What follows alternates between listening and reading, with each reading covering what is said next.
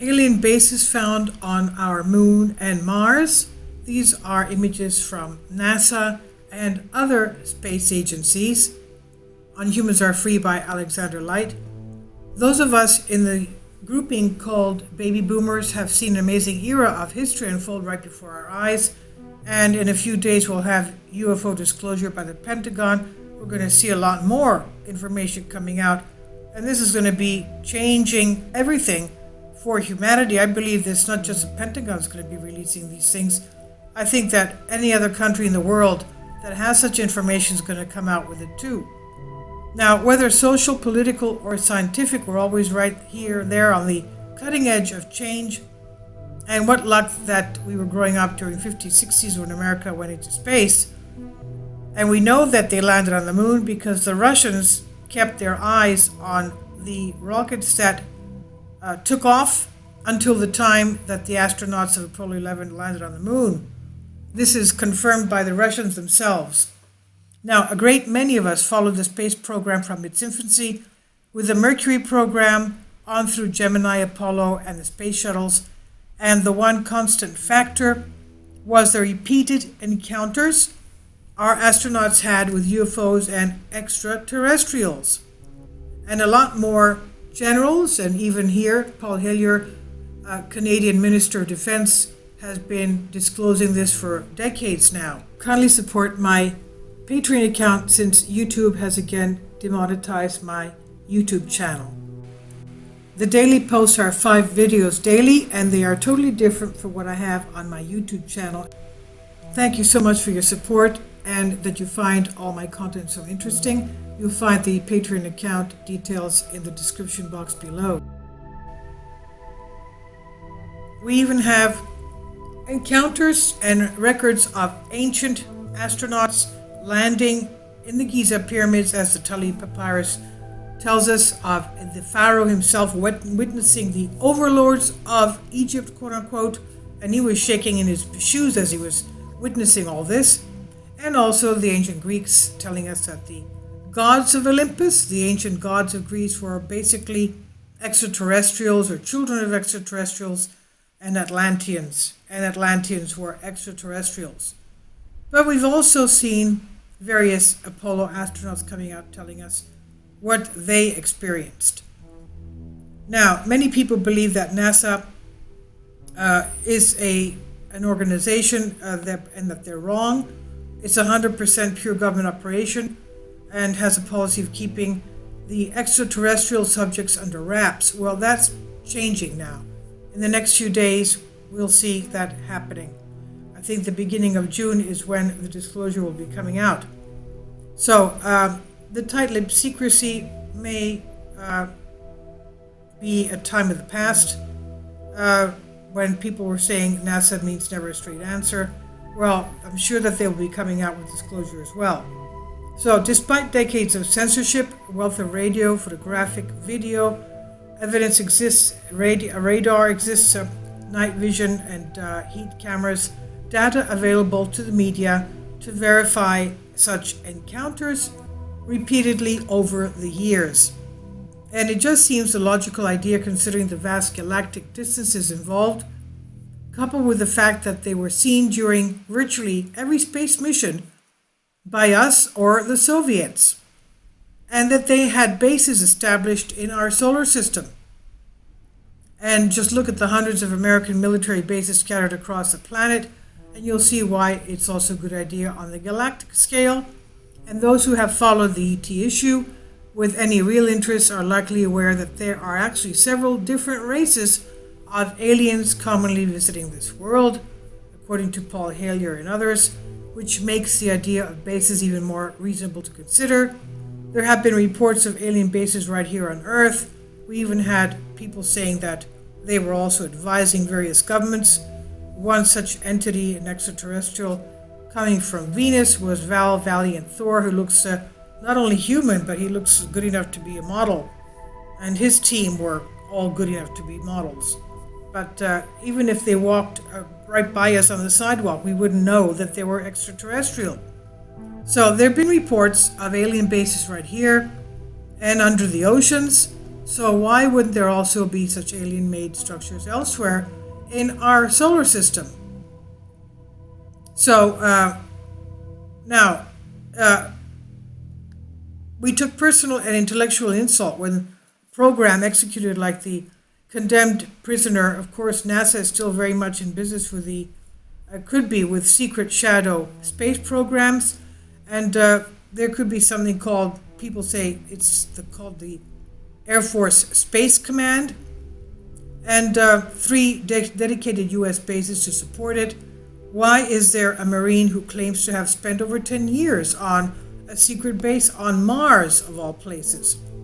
Now, the notion of alien moon bases is the resurgence recently with such movies such as Apollo 18 and Iron Sky, and various sci-fi movies, and when viewed together with photographs from books, are certainly compelling for no other reason that God does not build in straight lines. You see various domes, and you see corners, 90-degree corners, you see towers, you see various things that look like what we have on our Earth. Now, we even have hanging towers. Now, the Apollo program was scheduled for 20 missions to the moon, yet the program was halted after the 17th mission. So why did we suddenly decide not to return to the moon? There has to be a reason we gave up the plan to eventually build bases on the moon. Is it because somebody else was already there? NASA sent a lot of hardware and cameras into lunar orbit, so why are there no images from the far side of the moon, the one which never faces the Earth? Well, NASA did give us images of the far side of the moon, as did Russia, and we have found various things that look like artifacts, like something constructed. It doesn't look like natural geological formations. So, employing something called the Drake equation, it's highly improbable we're alone, they said. Those advanced spacefaring races come in 5 basic types according to the Kardashev scale.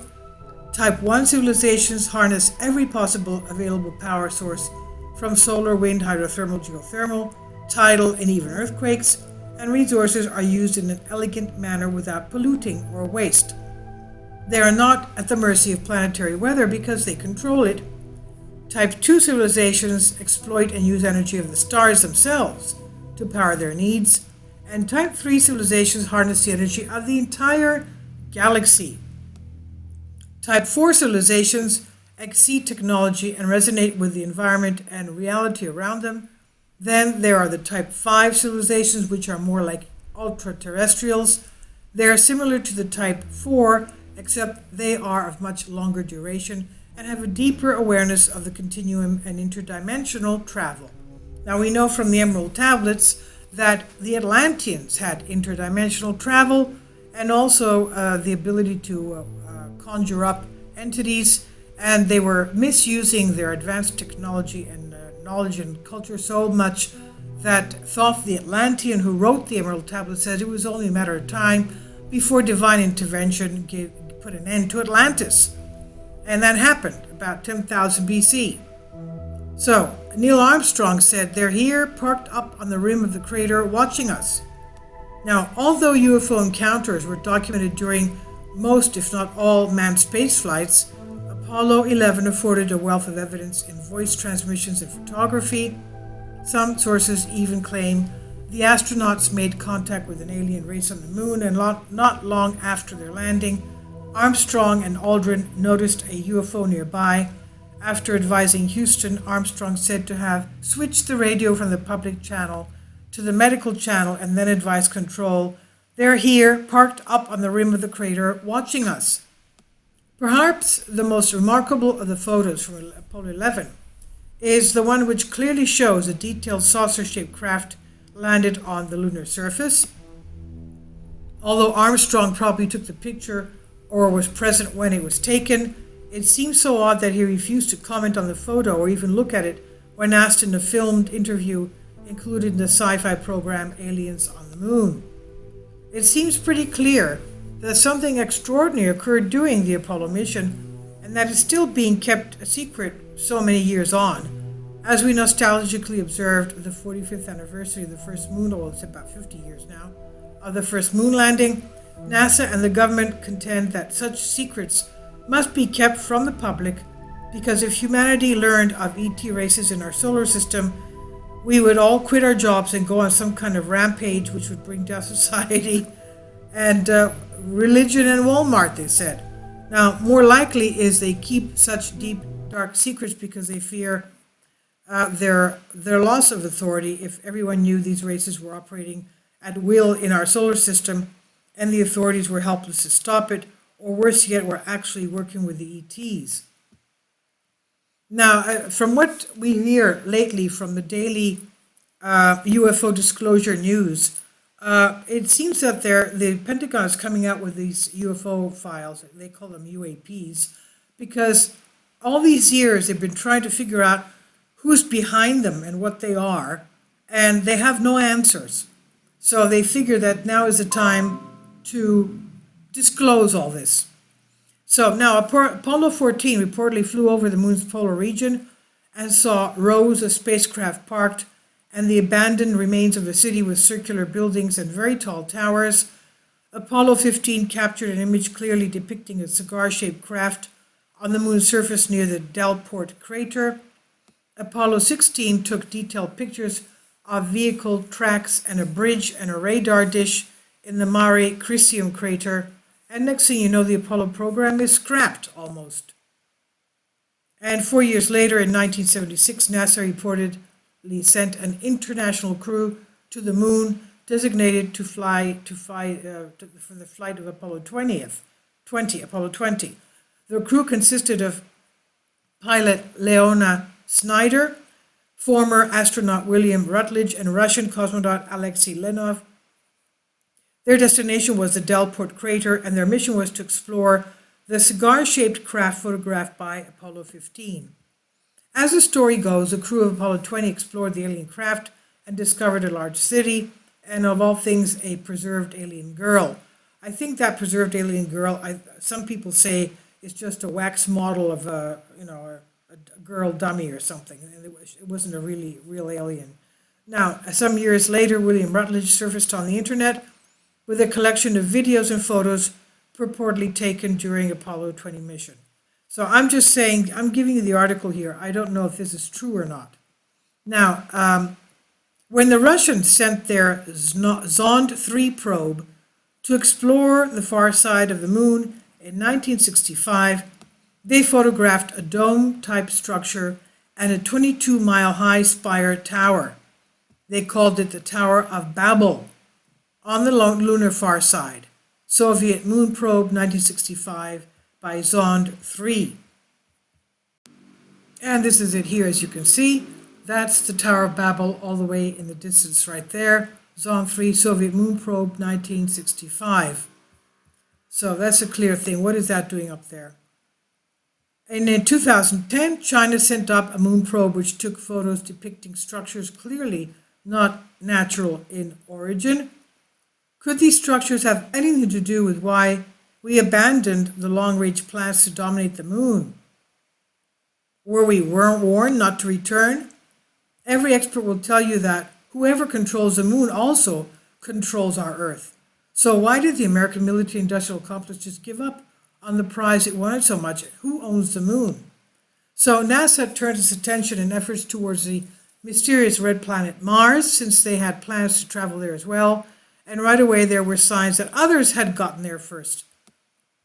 About the same time as Apollo 20 was exploring the alien cigar-shaped craft on the moon, the Viking 1 space probe was orbiting Mars and took almost remarkable photograph of the Sidonia region with the famous face on the moon. Now, let me remind you here from the Emerald Tablets written by Thoth the Atlantean, and I have a playlist if you want to listen to that. It's tremendous information on their high technology. And he says in there that one of the exiled generals of the Atlanteans was exiled here on Mars before the Earth-like climate and everything was changed. And he was buried under a face on Mars. next to a plateau of pyramids where his other generals in his entourage were buried. So is this in the Sidonia area, as we see here? That just can't be a coincidence that thousands of years ago thought the Atlantean wrote the Emerald Tablets telling us of a face on Mars and the nearby pyramid plateau near the face. And he says that they put the face there so that people traveling across the solar system would know where that general was. Of course, after that, something happened. Supposedly, there was some kind of a nuclear event on Mars because astronomers found xenon 129, which is only found in areas that have had nuclear activity, nuclear strike type of a thing.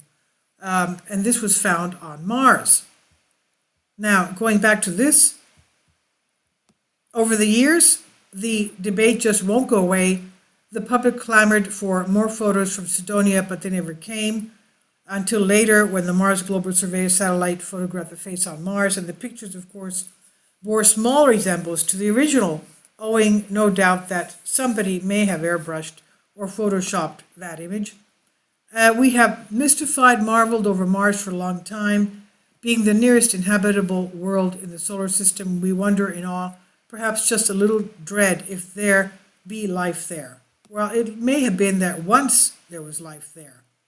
Now, both Russia and the US agree, and both sent exploratory probes there to recon the surface.